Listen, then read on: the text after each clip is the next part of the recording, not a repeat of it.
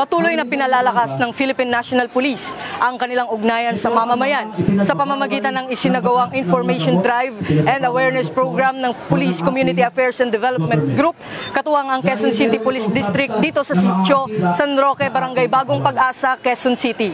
Pinagtibay ng Police Community Affairs and Development Group at ng Quezon City Police District ang kanilang kooperasyon sa mamamayan sa pamamagitan ng sabayang Information Drive and Awareness Campaign at Community Immersion Program na isinagawa ngayong September 13, 2025 sa Sitio San Roque, Barangay Pag-asa, Quezon City. Sa temang Building Trust, Bridging Gaps, tampok sa naturang programa ang iba't ibang talakayan at presentasyon na naglalayong magbigay kaalaman at magpalakas ng ugnayan sa pagitan ng pulisya at ng komunidad.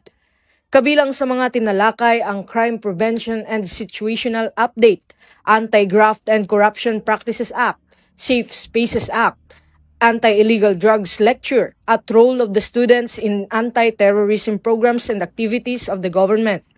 Tinalakay rin ang mga isyu hinggil sa fake news at ipinakita ang audiovisual presentations tungkol sa Unified Dial 911 at iba pang advokasya ng PNP. Kasabay ng aktibidad na ito ay nagbigay suporta rin ang Quezon City Police District sa pamamagitan ng pagsasagawa ng feeding program, pagbibigay ng lecture at paghahandog ng libreng gupit para sa mga kabataan. Sa kanyang mensahe, binigyang diin ni Police Lieutenant Colonel Luis Gisik, Chief ng Community Assistance and Development Division, na patuloy na magsasagawa ang kapulisan ng mga programang makakatulong sa pag-angat ng kabuhayan, kaalaman at seguridad ng mga mamamayan.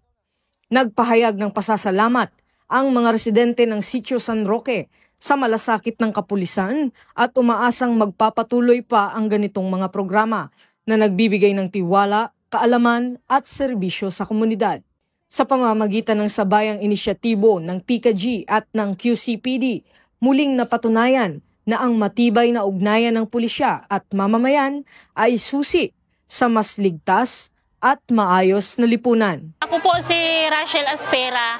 Nagpapasalamat po ako ngayon sa ating mga kapulisan lahat. Lalong-lalo na po sa lecture nyo ngayon na marami kaming natutunan about sa droga po. Maraming po salamat sa mga kapulisan po natin at lalong-lalo na po sa mga pulis ng krami.